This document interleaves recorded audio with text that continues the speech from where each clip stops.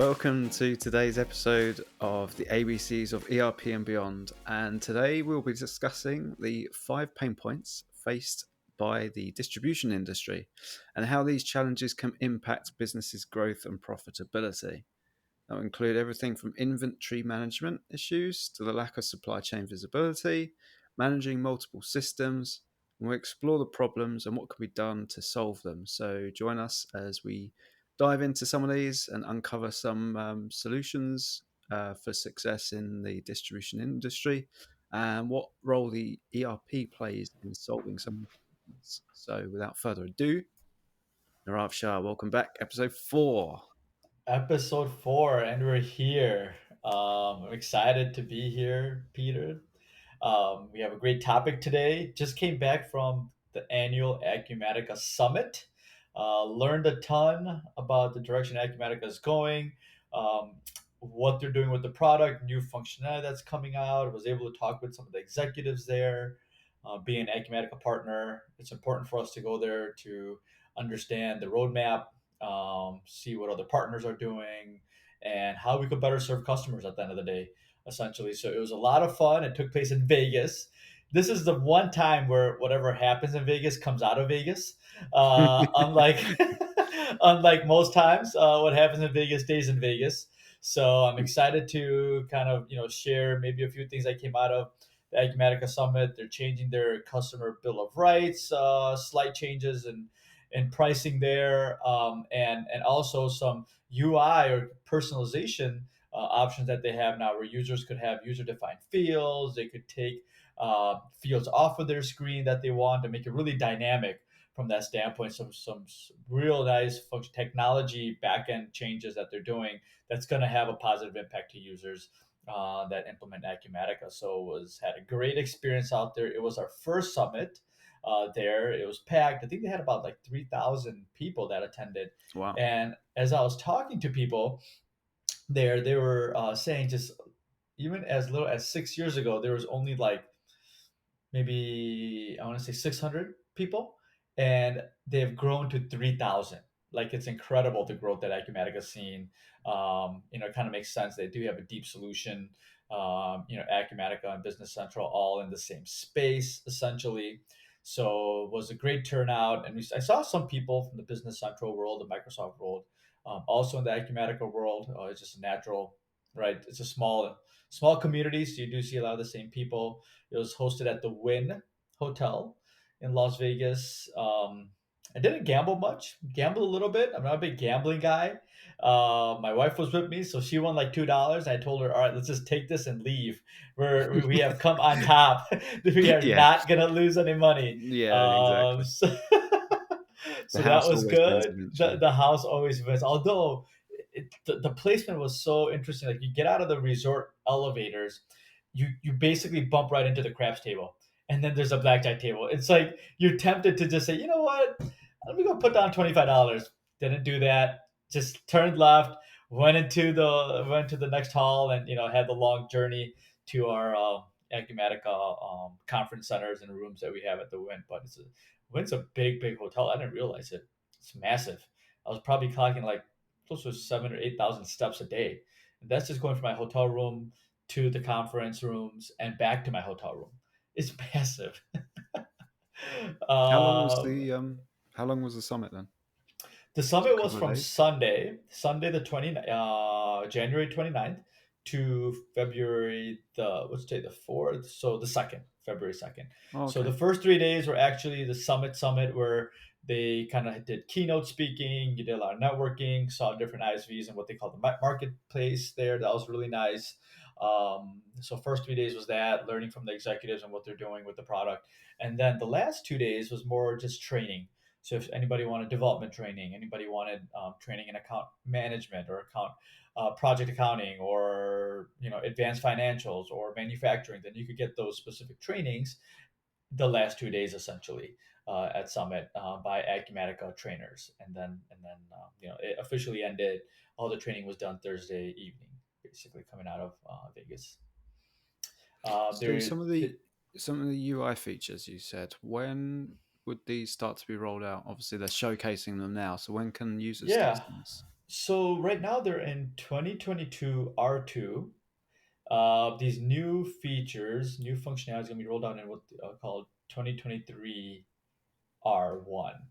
So that's going to come out, I think next, I think in April. It should be coming out in April, some of these UI changes. So, and then they have another release of some functionality in the distribution edition of Acumatica. They're coming out with this one real cool story they told about this distributor, Jeffree Star. It's a cosmetic distributor. And, you know, Acumatica sometimes will get the rep of, oh, they can't handle a lot of transactions, right? And actually, Jeffree Star does about 250,000 transactions on a Saturday and could completely handle the transaction load. And they created this item attribute functionality where you could build like a 30-digit part number with like 15 different segments in the part number, all intelligently in specific tables. And once you define this logic in the system, it pops out all these item numbers as you need it. You could think about cosmetic company, right? Not only do you have color, but you have the type, and then you have the channel that you're distributing on, and so on and so forth. Like they've created this really cool functionality where you could create this 30, 40, 50 digit part number with unique segment keys within the part number dynamically. So that's a big pain point in that industry, especially the distribution industry, that Acumatica is just solving now with the new versions that are coming out here this year. So really excited about that. So that was a real nice kind of insight on what they're doing there. So yeah, just a lot of good stuff. It was our first summit, going there as our bringing on Acumatica as part of our portfolio. With AdSeries ERP, so it was nice to see what they're doing, and we're excited to continue to resell their product lines. Yeah, so it was good. I'm happy to be back, and excited for episode number 4 here today. Talk about our 5 pain points of distribution. Absolutely. Should we get started? I think so. Let's do it. Point number one we have on the list is exactly where you just left off, actually, with the new features coming to Acumatica. Inventory management issues. So let's just break these down into a few subsegments here. Specifically, what you've already alluded to, part number confusions. Yeah, it's what I've noticed. I just finished doing one implementation at a distributor. They were using QuickBooks and they were using Dynamics CRM. So there's part numbers, right? QuickBooks was used to do billing and invoicing. Also, maybe look at on-hand inventory. So there'd be someone would plug in a part number that would have like the vendor's code with maybe the product type and then a number. Versus in CRM, that same part number would just be maybe completely different, or in many cases, or it could just be the item type and the part number itself.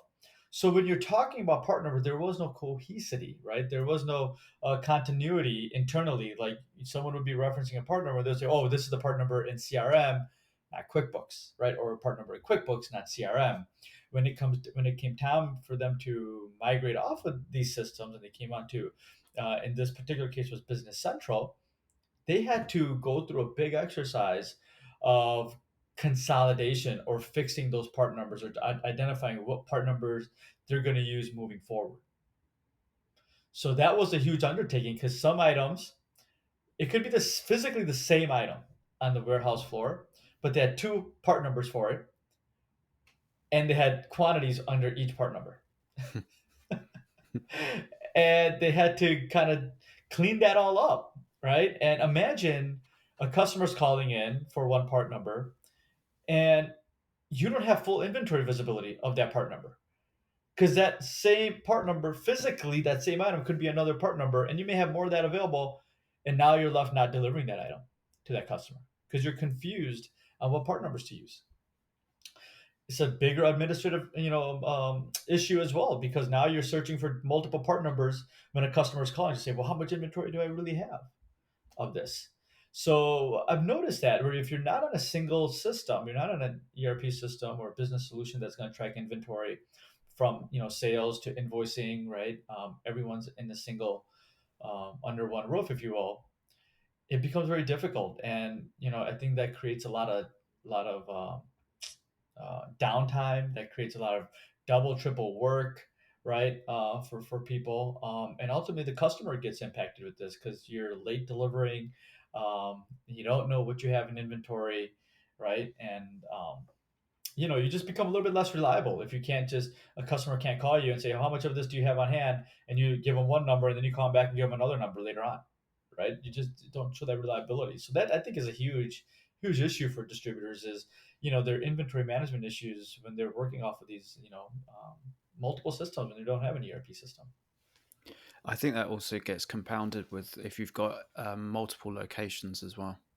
If you've got Yeah, multiple warehouses that you're distributing from, yeah, it's just going to make it so much more worse, isn't it?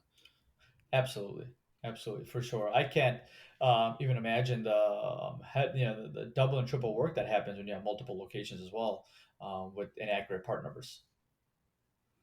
I think that you also need to take into consideration that the actual part number setup, do you have a structure to that? Do you have a framework that you go by? Because I've seen systems where it's completely free reign. If you can't find it in the system, you just go and create a part number. You can call it anything you want. There's free type text. So I think also you need to think of how you're structuring your part numbers. Is there Yeah, actually logic to it? absolutely, absolutely, no doubt. I think that is a very important point in any system that you're in, to make sure you have some sort of rhyme and rhythm to your part numbers that makes sense. So you don't create these duplicate part numbers. I think that's right on there. I think that's just good data etiquette, data maintenance, to ensure that you have some sort of schema that you've implemented for item numbers, customer numbers, vendor numbers, right?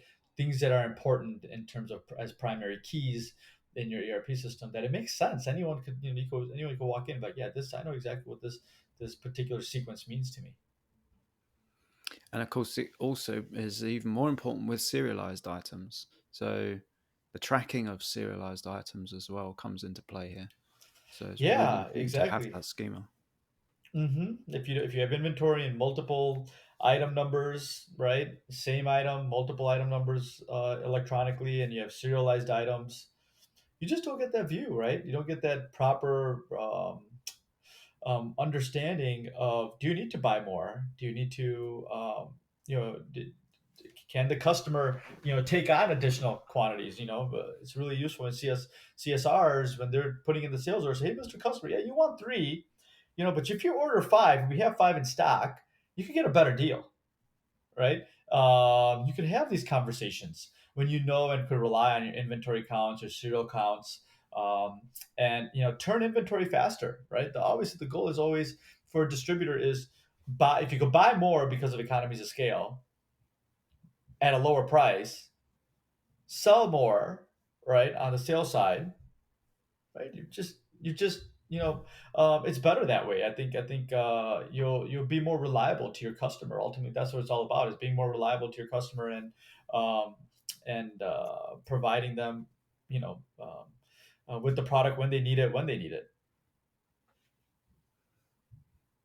Yeah, the impact of inaccurate inventory can have a detrimental effect to both sides of the business in terms of Yeah. the customer facing side, as you've already said, with um, the the actual quantity on hand being different from one day to another, where it might not actually Yeah. be the case. But Right. also for the buyers out there, the procurement teams, that they Hmm. also need to be able to have a central system where they can see how much is on hand and then be able to take advantage of supplier discount or price breaks Hmm. just as much Hmm. as the sales team can try and incentivize customers to buying on larger volume.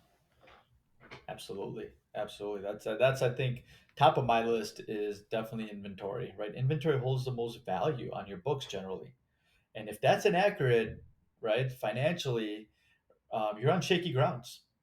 You really don't know have a full handle on your business unless you have a pure, a good solid inventory control system that most ERP products provide. Especially Acumatica and Business Central. Yeah, and it's going to have a knock-on effect to the financial department as well if you're doing inventory counts. and you're revaluating your inventory on hand, and you're getting inaccurate numbers on your inventory evaluation. Um, I'm sure they're not going to be very happy with that. No, especially when you keep doing adjustments all day long, and throwing in costs that aren't really tied back to POs or AP and stuff like that. Like you're just flying by the seat of your pants, right? A lot of distributors face this is a major pain point for them to be able to get a good handle on their inventory management issues, which is part numbers, right, quantities, and financially. To be able to rely on this. This is the biggest ticket on their financials, on their balance sheet. Hmm. I think that ties into point number two nicely. We've got here. So this is cost side of things, pricing inaccuracies. So we're talking about sales prices versus unit costs, and therefore, I guess, margin inaccuracies here. Yeah, if your inventory is incorrect, inventory costs are incorrect, that's going to impact margin. A lot of times, margin's done in a whole separate system. Maybe it's done in Excel. Accountants love Excel, right? So if let's say they're using, uh, a system for invoicing and just checking quantities, they're using, let's say, Excel, and then you have the finance team using Excel to crunch their numbers to see, hey, are we profitable this month, right? Where's our biggest losers? Where's our biggest winners, right? You're basically relying on other people to give you that data to put into your Excel spreadsheet so you can run your macros. And how accurate could that be if it's all not connected, right? Um, so that's getting an ERP for just reason alone is a game changer, is to get the proper audit trail to ensure the cost that you're getting or you're using for your financials for margin makes sense. You could follow that through from AP or purchase order to receipt to AP document, and verify that that's the right layer or cost that's being assigned to a sale, right? And have confidence in that number to make better decisions in processes, or increase your efficiency, reduce redundancy, things like that. When you don't have it, when you rely on on averages without doing a technical analysis of if these numbers are true or false, you open yourself up to a lot of assumptions. And last time I heard, you really can't run a business on assumptions. The most successful businesses are run where they could infinitely track their data down to the source record, right? So if you're seeing what your margin is for a specific sale, you should be able to drill in and find out exactly which AP document is the source of that cost. And I think I've seen a few of these examples. It's very difficult to see or identify the true cost of something to bring Yeah, it in. So even if yeah, there's external costs, you might be using a percentage of inbound freight. If you had a shipment, a container, and then you oh split yeah, that as a percentage for hmm each unit to get an adjusted cost of the true. Essentially, we're talking about landed cost here. hmm Um, it's very difficult to exactly find out how much something truly cost when it's all said and done. Um, and then the question comes to, how can I baseline my pricing structure if I don't know what my true landed costs are for the product in the first place? yeah, totally. Landed cost is probably a bigger component to the makeup of your unit cost than you think. And the reason I say that is because freight costs have skyrocketed, right? Surcharges, tariffs, right? All these other uh, kind of costs are directly related to your margin, to the unit cost of the item. And if you don't have a good handle of what your true costs are when you're selling something, when it's all landed together against the item unit cost, how are you going to know whether you need to increase your prices to the customer, right? How are you going to stay relevant with the market, right? Because across the board, people are increasing the prices by 5-6% right now, right? And if you're still stuck on the prices that you were doing last year, and not really analyzing the additional costs that are going into purchasing and um, stocking and all these other overhead type costs that are directly attributed to your items that you're selling. You're missing out. You're missing out. You're reducing your margin and not even knowing it, right? So it's important to track those landed costs accurately, as it is to track AP costs back to an item. Because all these other extra costs are going up, it's even more important to make sure that that's done accurately now. So, from that standpoint, this is a big pain point for the distribution industry to not being able to track a full landed cost against the item to make better business decisions to continue the profitability, maintain margins at the end of the day. Yeah, there's all these hidden costs in those kind of sales, isn't there, that really starts to add up that just makes it very difficult to see what your margin is. I know about 10 years ago when I was working with a distributor, I overheard a conversation of one of the logistics managers saying, well, when we ship by this shipper, um, of course, every shipment that goes out, we get hit with a fuel surge, and we get a collection fee, and we get this fee, and then there's this. Is there? Like, do the sales guys know this? It's Because some of it's the sales so guys, their pricing is building the freight charge into the unit price, yep. but they're just doing it based on unit cost, and the freight plus freight cost. Hmm. But Hmm. here's the logistics manager saying, well, about fuel duty, and there's a percentage surcharge on this, and there's a congestion zone charge if it needs to be delivered within central London. None Right. of this is being tracked. Wow. Yeah. Absolutely. Well, one thing, just I didn't know there was a congestion charge for being in London. That's interesting. Yeah, so it's for alleviating the amount of traffic going through London. That's one of the Ah, interesting. environmental kind of Interesting. drives. We've had it for, Ah, I don't know, 15, 20 years. So there's a cool. congestion charge. So if you want to Congestion drive right charge. through the middle of London, you have to pay a congestion charge to go through. And they've Oh now yeah. recently done, well, maybe 5, 10 years ago, they did a low emission zone.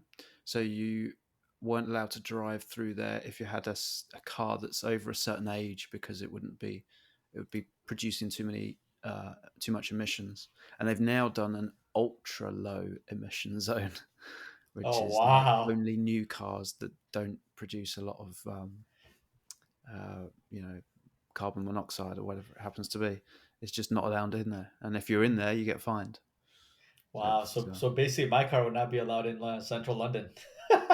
no, I don't think most of the American car market would be able to go through central London. Well, my car is really old. No, Yeah, my car is like an '07. So yeah, my thing's like an old beater. Still works, man. You know, still works. Got yep. four wheels on it, so I take that thing everywhere. But then that's interesting. The congestion charge. Might and, we should institute something like that in Chicago. Maybe make less trips into the city. Maybe I don't know.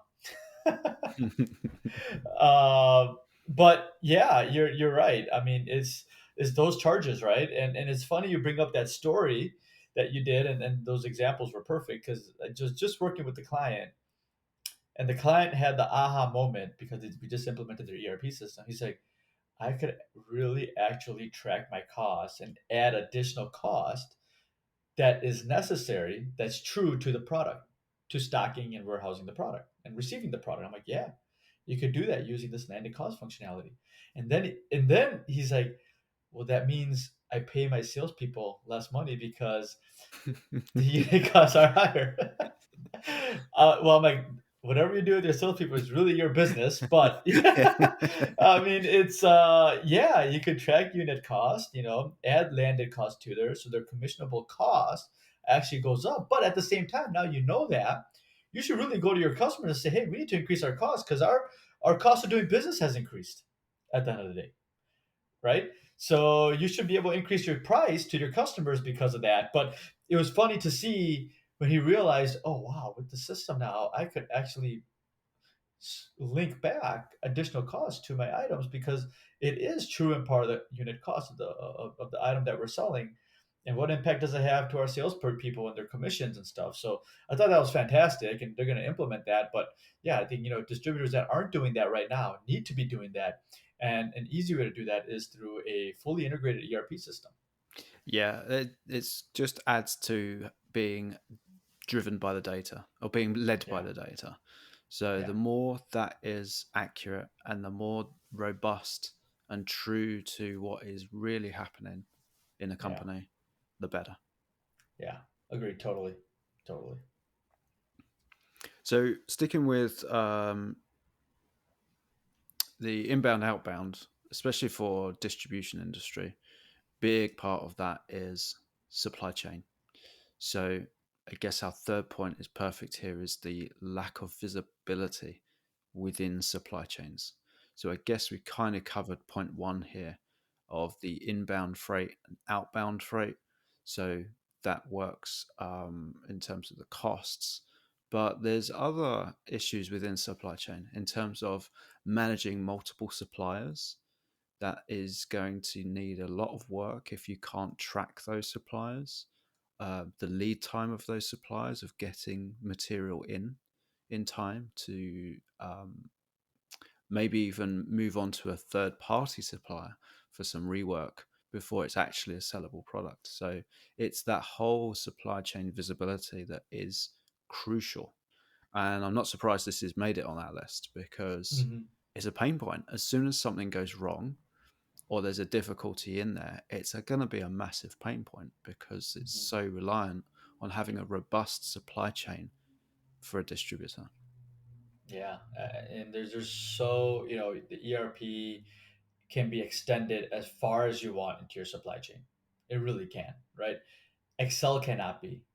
um, QuickBooks cannot be, right? These point solutions cannot be, but an ERP system could really extend into your supply chain in different angles and elements, so you get real time feedback on what's happening to your orders, right? You could have EDI integrated with your customer side, right? You could have EDI integrated with your supplier side, so you see what is upcoming, right? You could send notices to your customers of advanced shipments to your customers for what they have. You could implement vendor portals that gives your vendor the opportunity to acknowledge if something will be late. They could go and update their portal, so then that will update your ERP, and that will then give the planner some awareness of something's going to be late, and then in turn the customer service team could know that they need to call the customer. They're saying, hey, we might be a little late because of so and so issues. That could all happen electronically, right? It just can't happen when you're on disparate systems. It can't happen when you're on multiple systems. It In this day and age, I feel like more important than ever, your ecosystem, your supply chains ecosystem, has to have visibility into what you're doing or what your needs are. What you're doing from the standpoint your customer should know, like a customer portal or some sort of identifier that your customer has some sort of awareness in your systems. And then on the other side, the vendor side is what you're going to be receiving, what you're ordering, right? Because vendors and customers, they want to be involved. Everyone is in the same boat. They want make sure you get product on time, so you could help your customers, and your customers want product on time. We're all the same. The mission is exactly the same. So I think this extension of the ERP system could extend to both sales and purchasing, right? Into those different channels. So you could get the visibility and be more proactive than reactive, right? A lot of distributors are just reactive because they can't get that extension of their processes to their different customer bases or vendor bases, right? And then they're just constantly basically drinking out of a fire hose and trying to make one customer happy because they bought the most that month, but the other 10, 15 customers that bought something, they basically don't get any attention because they know they can't get to them. I think it's really important that reactive versus proactive. I've always had the mentality of, in terms of customer relations, is if as soon as the customer has to chase you for an update, you've already lost. Hmm. Yeah, That's just a black mark against your relationship with that customer. absolutely, absolutely, And I no doubt think about it. lack of visibility, it's almost like your visibility only comes from customers chasing you.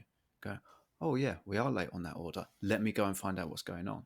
Whereas the Right. visibility gives you that opportunity to already see a bottleneck, whether that be on supply chain, whether that be within manufacturing, if we were going down that route.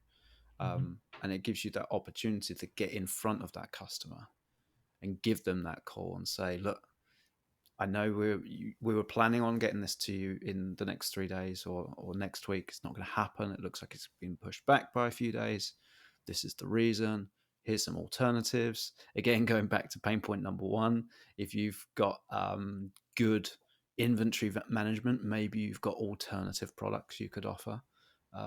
So I think that reactive versus proactive, you can really lean in on being more proactive if you have that visibility. Mhm. Mhm. You hit the nail right on the head. And part of that integration, we talked about EDI on the sales side, but the customer is maybe might not be B2B. What about the B2C or C2B, right? It's now you're reaching the consumer, you're selling directly to the consumer, and you need these omni-channel integrations. Maybe you have your store, you have a Shopify store, you have an eBay store, you have an Amazon store. Now these are all individual platforms that are taking orders in, right? There's customers, there's products, and all that stuff. Well, if you're on disconnected systems, you can't really integrate any of these platforms into one system at that point, right? You're basically having to analyze each platform individually versus taking all these different channels that you're selling on and integrating them into your ERP system. So now you have one view of all your orders coming in. Which platforms do you need to replenish? Which platforms are not selling? Where do you need to put more money on SEO? Right? Who are your largest customers? Where are you selling the most? You start getting this analytics and data out of that, right? Because now you're able to integrate your omni channels into your ERP, and that's just not possible when you're using Excel. Yeah, and it's that centralization of that data. It's feeding into one place, one trusted source, and then driving decisions from there. Yeah, You're never going to get that if you're spreading it over Excel files or spreading it even into different pieces of software. It's just not going to happen. yeah. You're just going to be The, juggling. Yeah, the new standard is 2 day shipping. And if you're doing anything more than that, right, it's it's it's it's you're kind of taking yourself out of the market. I feel like obviously it depends on the product and what you're selling, no doubt, right? But the standard is 2 day shipping now. If you need to be able to take in an order and have that go out the door within 2 days, and your systems have to support that. I think really it's been ever since Amazon, I think, really pushed and squeezed that lead time down, that delivery time down. I mean, look at them now. They're going Yeah, oh, yeah. same day. You can have Mm-hmm, it in mm-hmm, 2 hours. I mean, that's mm-hmm, on another level. But mm-hmm. um, imagine the kind of infrastructure they've got. Yeah, oh So yeah. it's kind of pulling everyone else along. Like the new normal is, as you say, 2 days shipping. And if you're not, you're out the game. You're out of the game. You're out of the game. Seriously. Yeah. That should be the benchmark. That should be the benchmark. Can our system support 2 day shipping accurately, without minimizing errors with the highest customer service? Point number four, tribal knowledge, and having more of tribal knowledge than having standardized processes. So let's dive into this one a little bit more. So I guess my first question here, what's the risks of having tribal knowledge? Yeah, I love this one. And I'm a big people person, and I'm all about, let's get everybody, fully educated. Let's make sure everyone understands how to do their job. Let's make them empowered, right? And I'm fully about that. But this is a little different, right? It's where only one person knows everything, and that causes a risk to the business now, right? And this risk is more or less that knowledge is not visible to other people, right? It's not visible to continue the processes in a system or to keep the business running. That's the risk, right?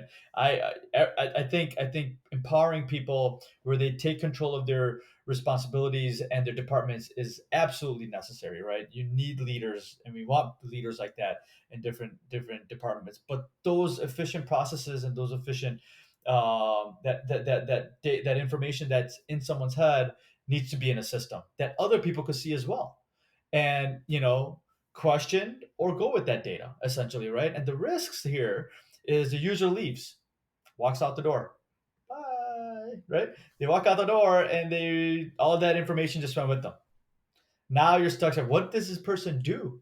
How did he operate? Because what he was doing in a system didn't really make sense on what he was doing outside the system, right? Nothing really matched. Or the Excel file that they were maintaining. Well, how did he maintain this Excel file? What macros was he running? Where did he get all these inputs in Excel? Right? That just went out the door. Right? Or the person takes a vacation. Last thing you want to do is someone takes a vacation, you bug them on their vacation. They want to be sitting on a beach drinking some pina coladas, not getting phone calls on what part number to use for a sales order. you know, um, yeah. And then if one thing is broken, the whole process stops. Right? If this person is not there and something's broken and you can't move forward, you can't ship maybe, or you can't, you don't know who to call next to help you resolve the problem, right? And here's a good one that I found is with tribal knowledge. If you run systems with tribal knowledge, so that's again Excel. You have maybe a couple people in finance running QuickBooks. Maybe you're running a CRM, right? The sales team is putting sales in a CRM. Everyone is working in their own silos. You're working, whether you want to believe it or not, even though you come into the office at 8, leave at 5, you're working longer hours when you work with multiple systems. I read a stat somewhere that an average owner of a company, right, when they're working on disparate systems, is working over 70 hours a week with bad systems. Ouch. Whether they believe it or not, because you're subconsciously still thinking about stuff that needs to maybe happen, or information that someone has to give you so you could plug into your spreadsheet so you could get the right numbers, right? Even though you're not Mm. doing that in the office, you're still kind of thinking about some of this stuff versus, oh, you're in a connected ERP system, such as Acumatica or Business Central. You pop open your laptop, you see numbers real quick, where they're coming from. You run a report, you close your laptop, go home, have a nice dinner with your family. I've seen it as well. I've seen it where, you ask someone what they're doing. Oh, I've got to wait for Bill to send me that file. Like, why? Oh, I need it for my file. Like, what are you doing? Like, why is this not just at the tip of your fingers in a Power BI Yeah, report yeah, driven from exactly. your ERP? Yep. We can't solve all the world's problems, Peter, but we could provide solutions. Why can we not have this? There's tools out there for this stuff. And it's not Excel all the time. Yeah. It pains me to say that because you know how much I Yeah. love Excel. Oh, you do. You Um, do love Excel. You're really good at it too. You're like phenomenal. oh, One of thank the you best very Excel people much. I know out Thank you. there. Yeah. Okay. Is that where we need to put some kind of link to my blog or I think LinkedIn we profile should. at the I think bottom we so have to. I think we should. for any Excel services? Get a pitch in there. Well, I've seen the Starbucks never sponsored us after our first episode. Yeah, I We did try know. I to get them. know. Yeah, we may have to move And into obviously, wine now. QuickBooks won't sponsor us now after the No, last time.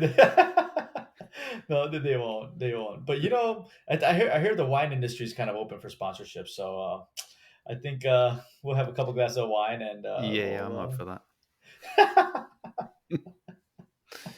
Then But we no, can it's move into right. the brews. We can move into Yeah, beer. yeah. Maybe we should. Yeah. Basically, we just want sponsors of companies that we benefit from, not them. Like that, I know they're supposed to benefit being the sponsor, but it doesn't work like that for this It doesn't podcast. like not for this podcast. We have some needs. Oh, dear.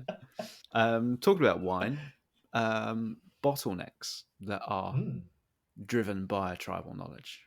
This is essentially the thing. One, you annoy the person trying to contact them when they're on vacation. And two, that tribal knowledge has just caused a bottleneck somewhere in the business. You can't yeah. move forward, as you said. Mhm. So get that stuff out of people's heads and into a standardized process. I think a nice Yeah. yardstick for or a measuring stick for when you've got that down into a nice process is if you can get someone in, some temporary staff, and sit them in front of a computer and go, right, here's our SOP, go.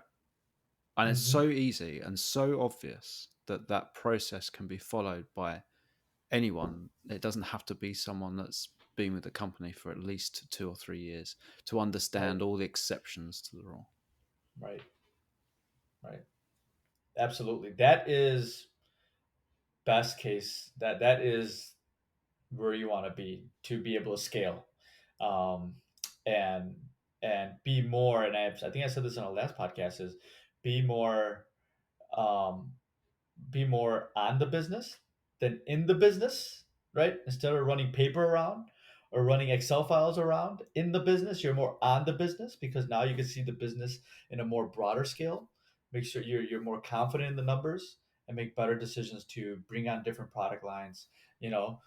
Make more efficiency gains in this place or another place. And so on and so forth. Build up a bigger staff because now you're on the business itself, right? Another good yardstick is how many less emails you have. I had a prospect actually.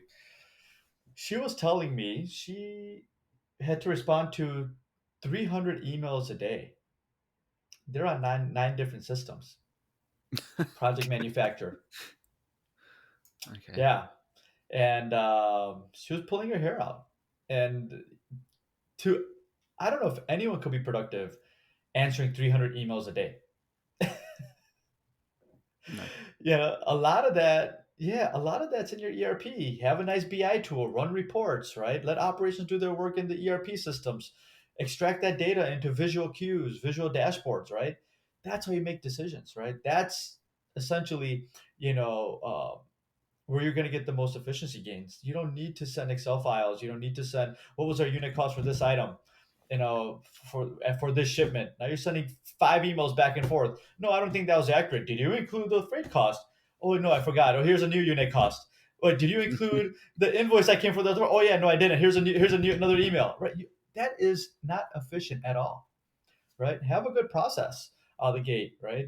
Distribution companies could benefit from a fully integrated ERP system, not just internally, but externally, like we talked about omni-channel. We talked about vendor portals, right?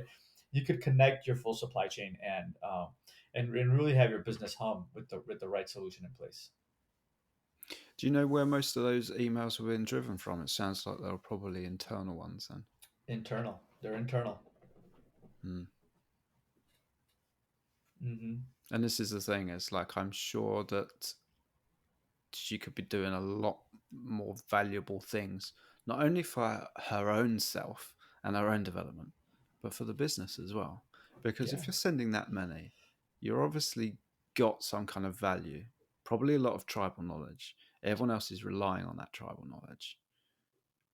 And it's just going to be something that will just grow and grow and become more and more of a sticking point that I you're agree. not going to solve unless you just draw a line in the sand and evaluate exactly how you can get out of this cycle of replying and holding back the hundreds of emails you get.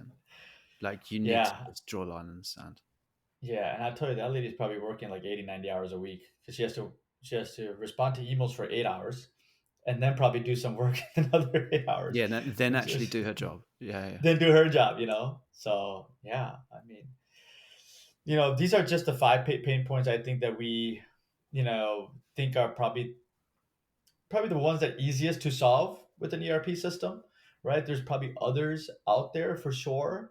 There are pain points for unique industries within the distribution market itself. You're talking about automotive, you're talking about aerospace, maybe you're talking about, right? E-commerce, retail e-commerce, its own unique industry itself. So there's unique challenges within each one of those specific industries within distribution, but this I think applies to all regardless of what type of company you operate in in distribution world. That these definitely would apply if you're not on an ERP system right now. I can hear my cat meowing behind the door, and it's really off-putting. I'll have to cut this bit out. All right, cool, Peter. I think this was good. Thanks for your time today. Yep, as ever, it's been an absolute pleasure. Until next episode, take it easy. I'll see you on the next one. You got it. Adios.